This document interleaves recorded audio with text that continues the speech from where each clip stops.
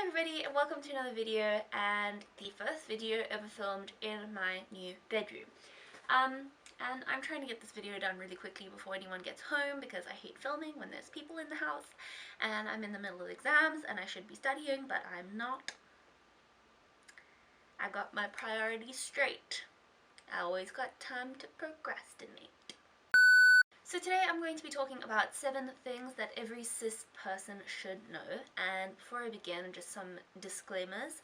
Firstly, hello, yes, I am cisgender, so I'm not going to sit here and pretend to know what it is like to be non-binary or to be transgender, but I am going to talk from my own perspective as a cis person and what I think that our responsibilities are as cisgender people towards non-cis people. I've done a lot of research on this topic. Obviously I don't know everything and I'm always willing to learn if you have something to add. Number 1, not every trans person is Caitlyn Jenner. Unfortunately, not everybody has the resources or the money or access to the right types of doctors, or unfortunately enough support and approval from their families to be able to go through with full transition, like medically in terms of hormones and surgeries and that sort of thing. But also, not every trans person wants to go through that. Number 2, it is not only women who have periods. I am so sick and tired of the casual cis normativity around this topic. I'm so tired of people calling it their ladies month, and I'm really tired of intimate hygiene companies marketing their products exclusively towards women with the pink and the rainbows and the butterflies. Firstly, because periods are not a walk in the park, they are a freaking ordeal. And secondly, because it must be so emasculating for somebody who feels like a man but constantly has to go through something that society classes as specifically for women. For us cis people, the best thing to do is just to be sensitive around those areas. Avoid using girl or women when talking about periods, rather say people when people have periods. It's my time of the month, that sort of thing. Gender neutral stuff, that's a good thing to do. 3, similarly and quite self-explanatorily, women are not the only people who can have children, nor can all women have children. Trans men can have children by choice or otherwise, by which I mean they can fall pregnant. Trans women cannot have biological children, and I think it's going to be sensitive to that in our language surrounding that topic. If you're talking about someone who is pregnant, say that. Say the person who is pregnant. Say people who are pregnant, rather than saying women who are pregnant. 4, some trans people are not comfortable with invasive and personal questions.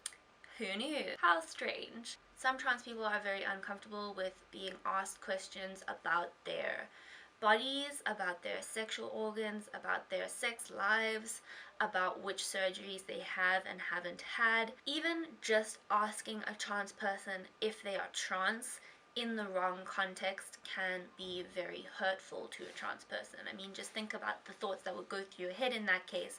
Why is this person asking me this question? Am I not passing well enough? Do I not fully look like a girl or fully look like a boy? So be sensitive with what questions you are asking a trans person. Ask yourself what your motivation is for those questions. Are you asking them just because you're curious or because you genuinely care? And then make sure that the context is right. Context is key. Someone is home.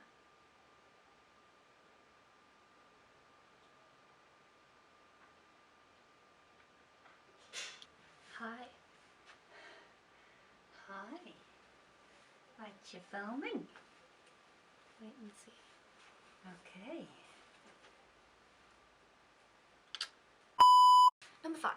Not everybody who does not conform to the traditional gender expression for a particular gender is necessarily automatically trans. And on the flip side, not everybody who does conform to typical gender expressions isn't trans. What I mean by that is that, say, a guy, a male person biologically, can identify as a male person inwardly and still wear dresses, wear makeup, have long hair, any combination of those typically feminine behaviors, and still they are not necessarily trans. On the flip side, someone who is biologically male can look male in every way, the hair, the way that they dress, the way that they act, and still inwardly identify as a female, as trans.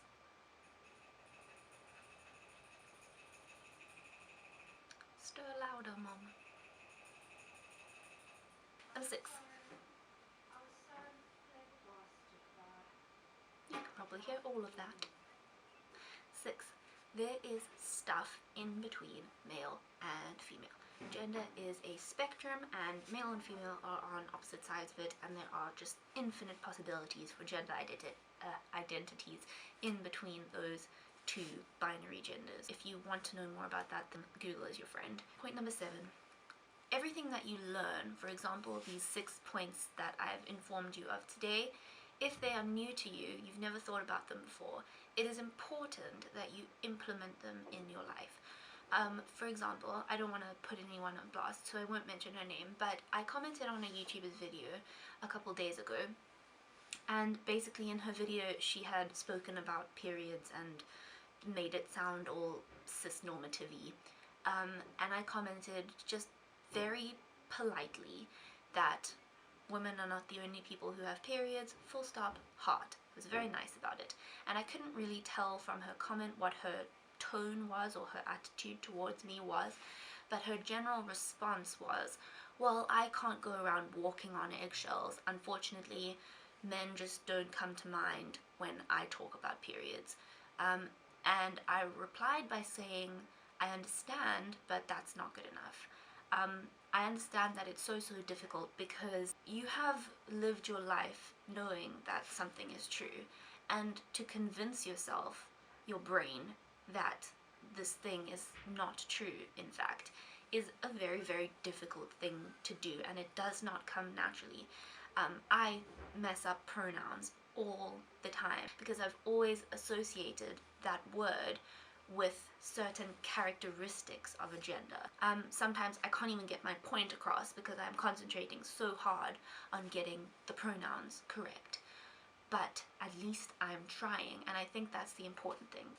And I know it can feel like you're walking on eggshells and constantly trying to be politically correct, but I promise you it's worth it because you're doing the right thing. So yes, I know I threw a lot of information at you guys during this video. If you have anything to say about it, then you can comment down below. If you want the rest of your cis friends to know these 7 things, then please go ahead and share this video. I would really appreciate that because I think this is a positive message that I'm sharing. If you like this video, then you can give it a thumbs up. If you like me and want to see more from my channel, you can click the subscribe button down below, and I make new videos every week-ish. Thanks for watching, everybody. I love you. Bye!